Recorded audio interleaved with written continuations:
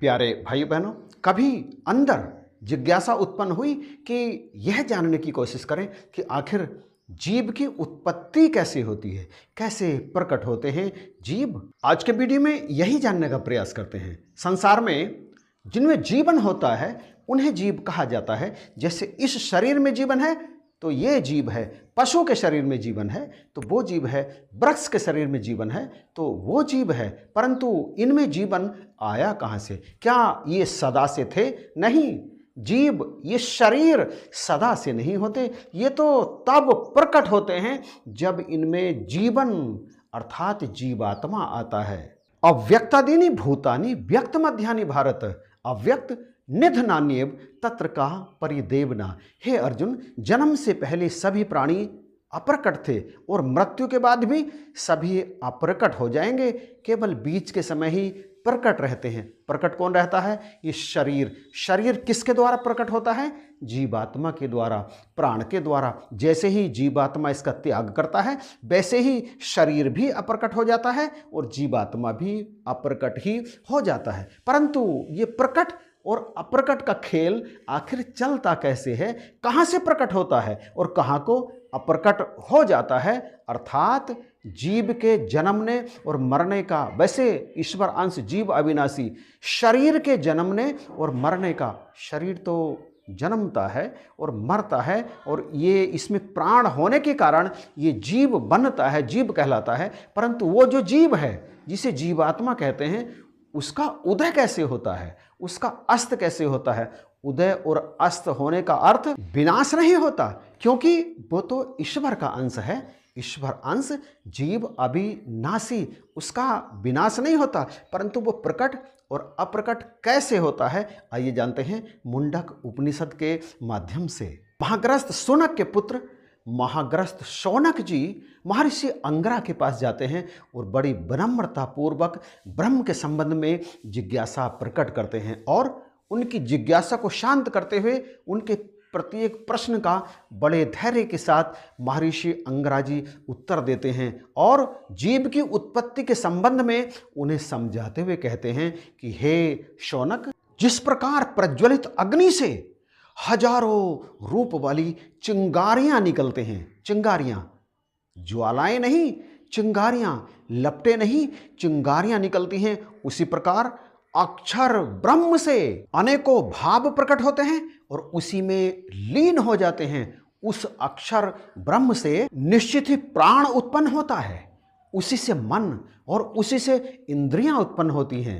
इसी से आकाश, वायु, तेज, जल और संपूर्ण प्रकृति को धारण करने वाली पृथ्वी उत्पन्न होती है। जीव और ईश्वर की उत्पत्ति को और सरलता से समझाते हुए ऋषि अंगिरा कहते हैं, हे शौनक, जिस प्रकार मकड़ी अपने आप ही अपना जाला बुनती है और अपने आप ही उसे निगल जाती है, जिस तरह से पृथ्वी में अपने आप ही वनस्पतियां उगती हैं और अपने आप ही उसमें विलीन हो जाती हैं, जिस तरह से पुरुष के केश और उनके रोम अपने आप ही निकलते हैं और अपने आप ही उनका छेदन हो जाता है, उसी तरह से संपूर्ण विश्व और जीव इस अक्षर से ही निकलते हैं और इसी में विलीन हो जाते हैं। ठीक इसी तरह से जैसा कि पहले कहा, प्रज्वलित अग्नि जब चिंगारियां फेंकती है तो वो चिंगारियां उसी में से निकलती हैं और फिर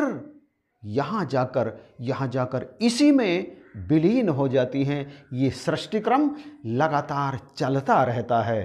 परंतु ये जो विद्याएं हैं ना, इस संसार में दो ही विद्याएं जानने योग्य हैं, एक परा और एक अपरा। ये सब कुछ यानी ब्रह्म से जीवों की उत्पत्ति यानी ब्रह्म ज्ञान, ये ज्ञान और इससे जुड़ी शेष बातें जानी जाती हैं केवल और केवल परा विद्या के द्वारा। बाकी जितना कुछ भी है, व्याकरण, प्रकृति, चारों वेद, कल्प, शिक्षा, ये सारे के सारे अपरा विद्या के अंतर्गत आते हैं। सारा संसार अपरा विद्या की ही जानकारी रखता है, परंतु जो परा विद्या के बारे में जिज्ञासा उत्पन्न करता है अपने अंदर, वही वास्तव में ब्रह्मज्ञानी बनता है। ये ब्रह्म का ज्ञान, ये ब्रह्म विद्या दरअसल बहुत ही मुश्किल है इसे समझ पाना। इसे केवल देखने ने मात्र से इसका ज्ञान नहीं हो जाता, दृष्टा ज्ञाता नहीं होता। दरअसल इसे समझने के लिए इनकी शरण में पूरी तरह से खाली होकर के जाना पड़ता है। अंगिरा कहते हैं, परीक्षाए लोकान कर्मचितान ब्राह्मणो निर्वेद मायाना स्त्य यकृतः कृतेन तद्विधि ज्ञानार्थ से गुरु मेवाबी गच्छेत समित पाणी छोत्र्यम ब्रह्मनिष्ठम। कर्म द्वारा प्राप्त लोकों की परीक्षा करके ब्राह्मण निर्वेद को प्राप्त हो जाए। ब्राह्मण जो ब्रह्म को जानने की जिज्ञासा रखता है, निर्वेद मतलब वैराग्य को प्राप्त हो जाए। क्योंकि संसार में समस्त पदार्थ अनित्य हैं, नित्य नहीं हैं, सदा रहने वाले हैं ही नहीं, क्षणिक हैं, समाप्त हो जाने वाले हैं। इसलिए वैराग्य को प्राप्त करें, मतलब इनके प्रति अपने मन में उदासीनता रखे और फिर उस वस्तु अर्थात ब्रह्म को जानने की जिज्ञासा लेकर किसी तत्वदर्शी संत के चरणों में जाए, इनके चरणों में जाए और इनसे विनय पूर्वक छल त्याग कर ब्रह्म के संबंध में प्रश्न करे। खुले मन से संसार के समस्त अनित्य पदार्थों का परित्याग करके अपने मन को भी इनके चरणों में अर्पण करके तब कहीं जाकर के समझ आती है ये ब्रह्म विद्या, तब कहीं जाकर समझ आता है ये ब्रह्म ज्ञान। और जो इसे समझ लेता है वो ये समझता है कि मैं इसे समझ ही नहीं पाया। जो इसे समझ नहीं पाता होता है वास्तव में वही इसे समझ पाता है, गहरी बात है। और जो ये कहता है कि मैंने इसे नहीं समझा वही वास्तव में इसे समझ पाता है। और जो कहता है कि मैंने इसे समझ लिया वास्तव में वो इसे नहीं समझ पाता है। यही है गूढ़ ज्ञान की बात। इसे अहम या मैं से नहीं समझा जा सकता। जिस तरह से अग्नि को शांत नहीं कर सकती, जिस तरह से जल को शांत नहीं कर सकता, इसी तरह से अहम जब तक इनके चरणों में अपने आप को मिटा नहीं देता तब तक इस भेद को समझा नहीं जा सकता। इस भेद को समझने के लिए अपना ईगो, अपना अहंकार इनके चरणों में लुटाना पड़ता है, बेचना पड़ता है, तब ये भेद समझ में आता है। कृपा करो, बख्शिश करो। मुझे ऐसा लगता है कि शायद ज़रूर आपको ये भेद समझ में आ गया होगा। यदि आ गया है तो प्लीज़ कमेंट करके बताइएगा ज़रूर। वीडियो पसंद आया है तो इसे शेयर ज़रूर कीजिएगा, लाइक ज़रूर कीजिएगा। और यदि चैनल सब्सक्राइब नहीं किया है तो प्लीज़ इसे अभी सब्सक्राइब कर लीजिएगा। इन्हीं शब्दों के साथ आप सभी को जय हिंद, नमस्कार और प्यार भरी धन्यवाद।